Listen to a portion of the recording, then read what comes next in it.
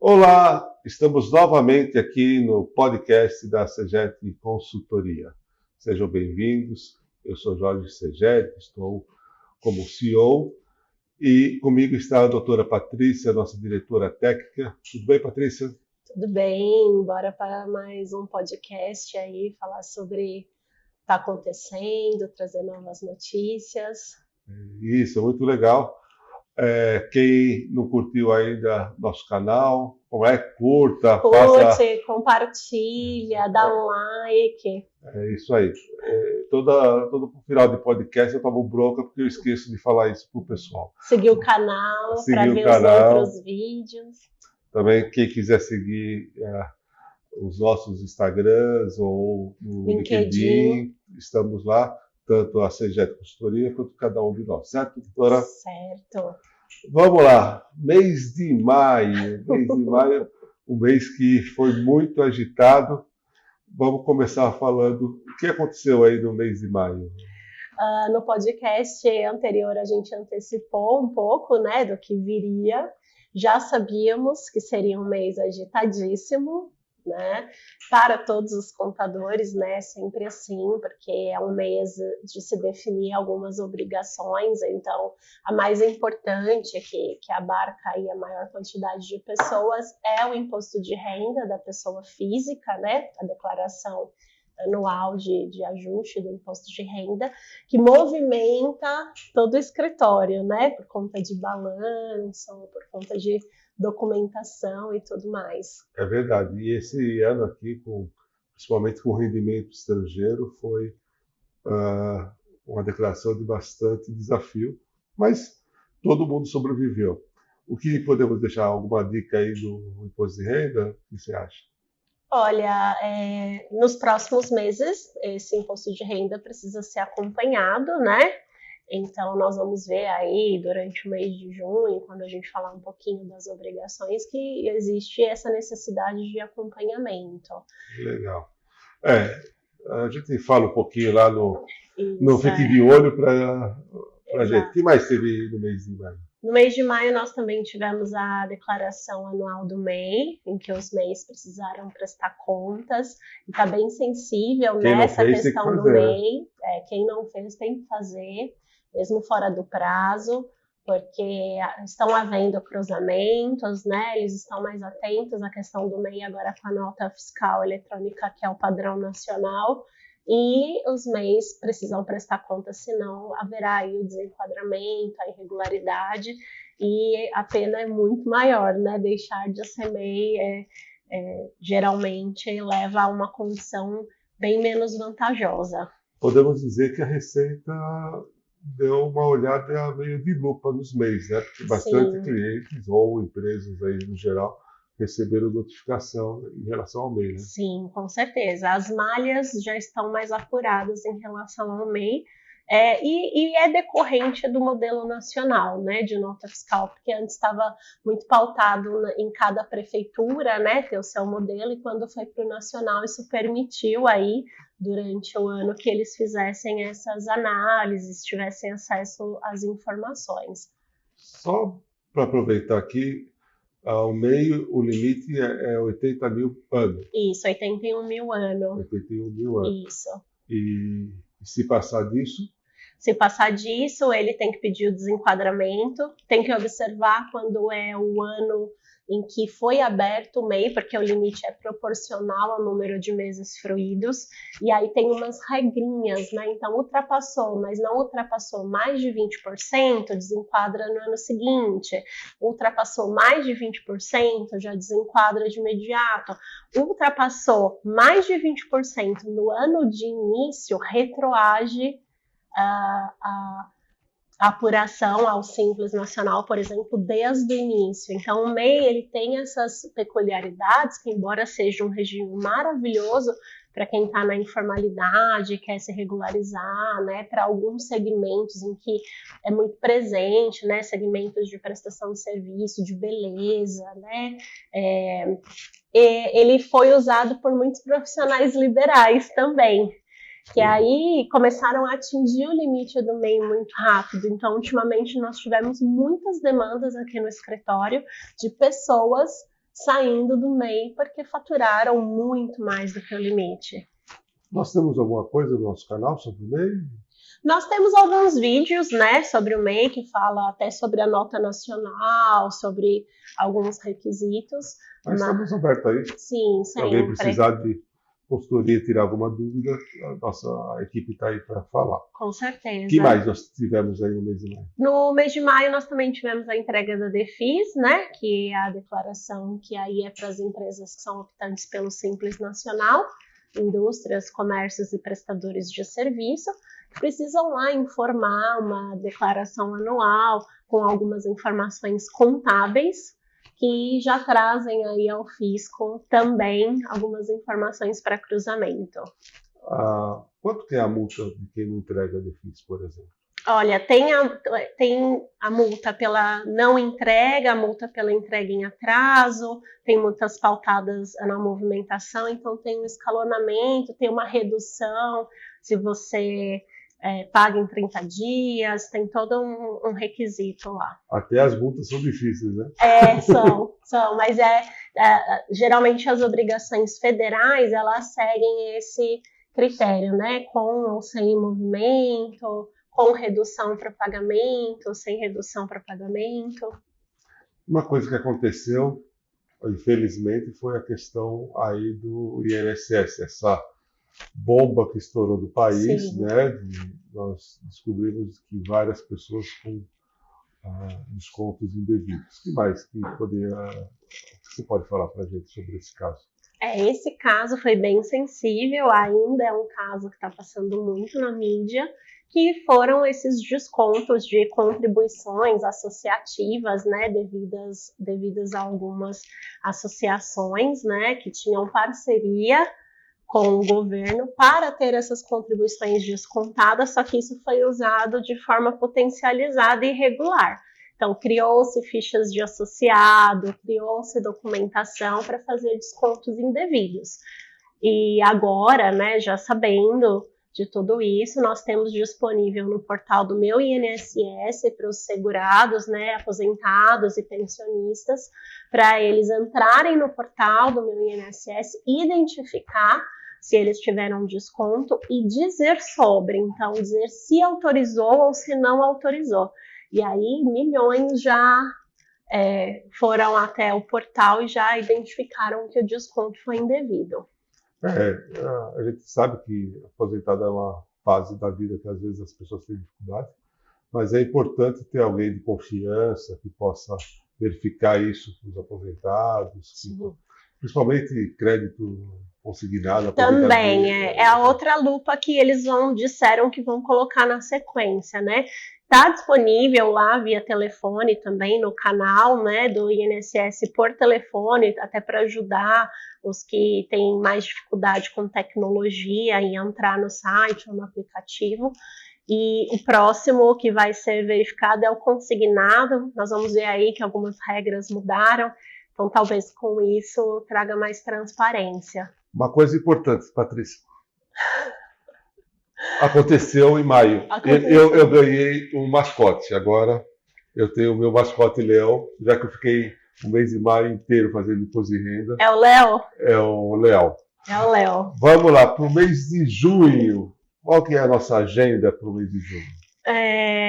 Voltando aí ao imposto de renda, né, nós temos aí no mês de junho tanto o acompanhamento dos processamentos, que é a questão da malha, que não é uma fiscalização, né, é importante dizer. Então, fala um pouquinho, qual a diferença da malha e da fiscalização? O que acontece? A malha, ela é um sistema de processamento dos dados que você enviou, que dá a oportunidade do contribuinte analisar os apontamentos que a Receita Federal teve e prestar os devidos esclarecimentos. Então, é diferente de uma fiscalização, porque na fiscalização já está pautado em identificar a regularidade e autuar o contribuinte, já dizendo, olha, você cometeu uma irregularidade, está aqui a sua penalidade, você deixou de pagar o imposto com multa, às vezes agravada, né? Na malha, não. A malha é uma oportunidade do contribuinte prestar esclarecimentos e prestando os esclarecimentos de forma adequada, se o preenchimento estiver regular, a declaração será processada. Então, pede-se documentos, geralmente, então, documentos relativos à locação de imóveis ou despesas médicas. Às vezes é identificado apenas uma divergência de informação, então o empregador informou algo na DIRF que o colaborador não informou no imposto de renda, ou a imobiliária informou na DIMOB um valor que o locador não informou corretamente no imposto de renda. Então é uma oportunidade também de se checar as informações das diversas declarações que são entregues por vários segmentos.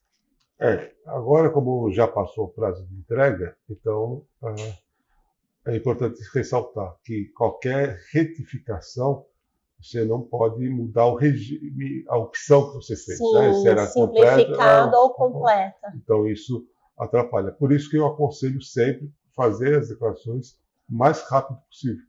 Porque essa malha eletrônica hoje está muito ágil. Então, durante o período de entrega de declaração, dá para fazer. Mas aí, e tem o pessoal que optou em pagar o imposto parcelado. Né? Sim, quem optou pelo pagamento parcelado, então ficar atento, porque tem atualização da Selic, né, no parcelamento. Quem fez opção pelo banco, tem que ver se entra na conta. Né? Já aconteceu disso. Às vezes o banco muda o cliente de agência. Uhum. E aí muda os dados bancários. Aí precisa atualizar esses dados bancários na Receita. Perfeito. O que mais que nós temos aí fique de olho em... Nós temos um Fique de Olho de junho, que é para o pessoal realmente do contábil, da área contábil, né, que a gente diz, que é entrega de ECD, né, escrituração contábil digital, que é entregue pelas empresas de lucro presumido e de lucro real, que realmente traz aí toda a escrituração contábil da empresa, lançamento a lançamento, informações importantes, né, do balanço, das demonstrações. Então é um momento tenso. Então, no mês de junho, nós temos a entrega da contabilidade em si. Isso, e aí depois sucede, né, a ECF. Pois nós temos a ECF, que aí ela tem uma natureza fiscal contábil. A ECD ela é mais contábil. A gente brinca que é uma sopa de letrinha, né? Então, vamos falar. Então, nesse mês de junho, nós, aqui na CEGET e as empresas, precisam entregar a contabilidade eletrônica. Isso, o SPED contábil, né? Eu gosto muito de falar da contabilidade eletrônica, porque aí as pessoas entendem, porque antigamente tinha a questão de livro. Isso, livro diário, livro razão. Que a gente usava um negócio chamado papel. Sim, imprimia, encadernava, registrava na JUSESP. Então, nesse tempo pré-histórico, igual diz minhas filhas, que eu sou da pré-história, nós tínhamos empresa de encadernação, que vivia só de encadernação. Nossa, aí que estava no escritório toda semana buscando, porque nós encadernávamos, além dos livros contábeis, né, diário, razão, todos os livros fiscais, livro de entrada, saída, apuração de CMS, apuração de IPI, livro de inventário. Era tudo encadernado e registrado. Então, naquela época, o governo, o fiscal querendo informação, tinha que ir lá na empresa e pedir esse documento. Pedir os livros, E agora, não, né? Não, agora é tudo online, né? Eles já têm a informação. Eles têm informações extremamente detalhadas. Sim, extremamente. Para o pessoal que não está familiarizado, tudo que vai escrito na nota fiscal vai escrito no livro diário da contabilidade. Uhum. Então, vai dentro da contabilidade eletrônica o peso do produto, todos vai por exemplo, a transportadora, todos os dados, tudo que vem numa nota fiscal vai para isso. Então, o grau de informação que o governo tem é muito elevado nessa entrega de contabilidade eletrônica. Mês de junho, O mais importante é isso, acompanhar, né, o processamento das demais obrigações. A gente entra aí numa nova fase do ano, né? Eu ia te perguntar também da multa, mas como você já falou que é complicado falar. Nossa, aí tem que ter a colinha, né? Tem que ter a colinha, mas a gente sempre manda nos nossos comunicados qual é a obrigação, o prazo e também quais são as multas. Uma coisa que eu sempre falo nessas minhas idas aí no interior, é mais caro ficar sem contador do que ficar pagando lá o contador sem movimento, porque se deixar de cumprir uma dessas obrigações, que são, mesmo as anuais, o custo fica maior do que, às vezes, manter uma contabilidade de empresa inativa. Sim, e tem que tomar muito cuidado também com as que têm movimento, de fazer um compliance bem cuidadoso, porque como algumas multas são indexadas na movimentação, isso pode causar um prejuízo enorme, né? Então, para as que têm movimento também, atenção aos prazos, né? A gente tenta aqui controlar sempre D-2, né? Tudo com controle, com ordem de serviço, porque realmente perder um prazo de obrigação é algo bem grave. Então, aproveitando essa questão, vamos ficar de olho em que esses meses ou daqui para frente? Nós temos aí algumas alterações, algumas novidades, né? A primeira novidade é em relação à guarda de documentos, vou começar por esse, porque você estava falando do SPED, da movimentação fiscal e da nota fiscal. Então, o que acontece é que o CONFAZ, que é o Conselho Fazendário de todos os estados, publicou um normativo, né, um ajuste CNF, de guarda desses documentos. Então, a princípio, a guarda desses XMLs, desses arquivos eletrônicos que contêm essas informações, era de 5 anos, que validava muito o período de fiscalização da Serfaz, né? Mas a gente sabe que se você tem, por exemplo, um débito, você emitiu uma nota, gerou um débito, a Fazenda tem 5 anos para te cobrar administrativamente, escrever em dívida ativa, mas depois ela tem mais 5 anos para te cobrar judicialmente, né? E as regras de contagem fazem com que essa obrigação se postergue muito mais de 5 anos, né? Porque tem tributos que são lançamento por homologação, você começa a contar do ano seguinte à entrega da última obrigação. Então, algo que aconteceu em 25, que vai ser declarado em 26, começa a contar os 5 anos em 27. Então, eles usaram esse raciocínio para aumentar esse prazo de 5 anos para 11 anos. Então, as empresas, a partir de agora, né, que tem a emissão da nota fiscal eletrônica de mercadorias, elas vão precisar armazenar esse XML no formato correto, né, que possa ser aberto, visualizado até 11 anos. É uma obrigação, aí, uma responsabilidade de guarda para o empresário. É uma discussão, né? Porque se é tudo eletrônico que o governo tem esses dados, porque nós temos que guardar. Sim, mas está na lei, é uma obrigação. Que eu não sei também o quanto de informações o servidor de cada fazenda suporta, né? Porque para guardar de todos os contribuintes, eles devem ter uma outra metodologia lá de guarda e eles estão transferindo essa responsabilidade para o contribuinte. Vamos lá. O que mais? Nós temos também, né, tivemos o início em maio, mas é importante dizer que é a mudança relativa ao empréstimo consignado. Então, falamos um pouquinho sobre a questão do INSS, sobre esses descontos indevidos, né? Para a questão dos aposentados, que vai ter um filtro maior nos consignados para os aposentados e pensionistas, mas também mudou a regra dos consignados para os funcionários, os colaboradores que estão com vínculo CLT vigente, né? Os funcionários que estão na ativa, que estão trabalhando no momento.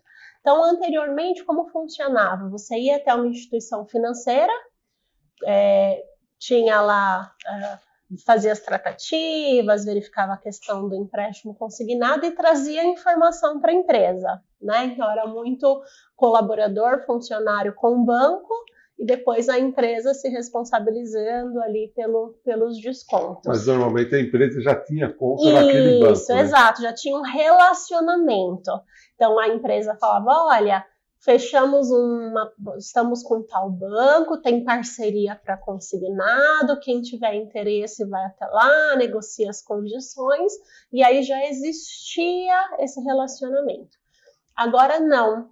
Agora o funcionário ele vai poder, através da carteira de trabalho digital, do aplicativo, selecionar um banco que esteja vinculado, obviamente, né, ao Ministério, e solicitar pelo aplicativo o empréstimo consignado. E aí fica sob a responsabilidade do empregador gerenciar todas as informações desse e-consignado, que é como está sendo usado. Por que e-consignado? Porque essas informações o empregador vai precisar declarar no e-social. E o e-social, né, aquela obrigação acessória vinculada à folha de pagamento, que vai todos os proventos, todos os descontos, e agora também as informações do empréstimo consignado. Eu vou falar uma coisa que ainda não posso contar todos os detalhes, mas aproveitar o nosso fico de olho. Sim. Vai ser importante todas as empresas terem uma conta com a chave Pix do seu CNPJ. Vão surgir aí, vocês vão ouvir nos próximos meses, talvez, essa informação. Então, quem não tem, já faz a sua conta, vincula a sua conta com Pix no CNPJ da empresa, que isso vai ser importante daqui a alguns dias ou alguns meses, dependendo aí do prazo disso, mas estou dando aqui em primeira mão porque é uma coisa importante para as empresas fazerem. É uma tendência realmente que o Pix vire, né, esse principal meio de pagamento e de recebimento, né? Então, quem ainda não tem uma conta vinculada com o seu CNPJ, aconselho que faça. Assunto dos próximos 10 anos. Esse aí, todos os nossos meses, né? Nós vamos falar um pouquinho sobre, porque não esgota, ainda tem muita coisa obscura, né? O que você pode falar de novidades, andamentos aí da reforma? Olha, o assunto do momento, né? Que aí cada hora é uma coisa. O mês passado nós falamos sobre a questão das holdings, porque foi um assunto que pipocou muito, que a gente foi bastante demandado. Particularmente, eu já fiz algumas reuniões com clientes, né, que são holding, porque eu quero correr com as regularizações, não esperar o prazo, porque no prazo vai estar tudo uma loucura, né? Então, nos adiantamos aí. E quem não viu, veja o episódio. Quem não viu, veja. Tem os recortes também, Isso, dá para buscar só essa parte. Mas o que está pipocando no momento, que foi o assunto de maio, foi a tramitação do PLP 108 de 2024. Quem não sabe, né, esse projeto de lei ele traz algumas formalizações sobre a arrecadação, tá? Porque hoje a gente tem uma legislação muito pautada assim, olha, haverá IBS, haverá CBS, vão substituir tais tributos, então o CBS vai substituir PIS e COFINS, IPI, enfim, IBS, ICMS, ISS, mas a gente não tem muitas regras de arrecadação. E para nós, contadores, isso é muito importante, né? E para o cliente também. Nós sabemos que vai ter o split payment, mas a gente não sabe exatamente para que órgão vai, como que vai ser, como vai ser a fiscalização, como vai ser o processo administrativo tributário, a quem vou me reportar se eu tiver uma autuação, quem vai absorver os processos tributários dos tributos extintos, né? Então, toda essa regra está sendo discutida no PLP, esse PLP 108, de 2024, que traz um pouco mais da nossa rotina, do dia a dia, né? Do para quem enviar obrigações acessórias, para quem prestar contas, para quem arrecadar, né? E, consequentemente, se eu arrecadar errado, para quem que eu peço uma restituição. Então, essa parte está sendo discutida bastante, foi discutida em maio, ainda vai seguir mais um pouco. E esse projeto carrega um assunto bem peculiar, que é de interesse de muitas pessoas e empresários, que é o ITCMD, né? Então, tem nesse projeto um trecho falando sobre ITCMD, sobre tentar uniformizar nacionalmente base de cálculo, alíquota, isenções. Então, esse é algo bem importante, porque influencia no dia a dia das doações que são feitas, dos inventários, né? Das organizações de holding, principalmente familiar, patrimonial, que foram feitas para antecipar a sucessão. Então tem uma lupa aí um pouquinho maior nessa questão do ITCMD. E o governo está prometendo soltar os layouts para as empresas de softwares agora no mês de junho. Isso, eu já fiz, né, uma reunião recente em que estava uma das maiores empresas de software mundial, né, que é do SAP, e eles disseram que eles vão receber já versões para que eles estudem no mês de junho e para que eles forneçam aí para os usuários em julho, provavelmente, alguns modelos de teste, alguns ambientes de teste desses novos modelos de documentos fiscais. Então, teremos bastante assunto para os nossos próximos podcasts. Com certeza. Um quadro que a gente colocou já no último e foi bastante comentado é a questão da vida real, né? Sim, dos cases. Os cases. Que caso que você vai contar para a gente hoje? Bom, como nós falamos bastante de documentação, né, prazo de guarda e documentação fiscal e tudo mais, o que eu queria falar é sobre um caso bem peculiar, que a empresa tinha uma disputa judicial com o fornecedor, né? Tinha uma questão de fornecimento lá envolvia também uso de marca, propriedade intelectual, e era uma disputa que já estava se arrastando há muito tempo. A gente sabe que o judiciário é lento, que dependendo do processo, se você precisar produzir provas, ele demora mais ainda, né? Dependendo da vara que você tá, da cidade, né? Tem todo um contexto. Aqui em São Paulo, algumas varas especializadas demoram 10, 15 anos, às vezes, para decidir um processo. E, nesse caso, existia essa disputa judicial e chegou o momento de fazer a perícia, né? Tinha uma perícia envolvida, uma perícia financeira, contábil, e o perito pediu os livros. Quais livros? Os livros impressos, porque naquele ano, que era objeto da disputa, ainda não existia o SPED, né? Ainda não existia a escrituração digital. E ao ser questionado, né, um colaborador, né, da empresa, olha, eu preciso do livro diário de tal ano. Já tinha passado 5 anos. A pessoa falou, joguei fora, tem mais de 5 anos. Me falaram que tem que guardar por 5 anos, eu joguei fora. Então, complicou a vida. Complicou a vida, na verdade. Essa empresa, ela pode vir a perder o processo, porque é ela que tem que produzir a prova. Se ela alega, ela tem que produzir a prova. Ela não tem mais o livro para produzir a prova. Então, uma disputa aí de anos pode ser perdida pela ausência de um documento. Então, qual é a lição que fica?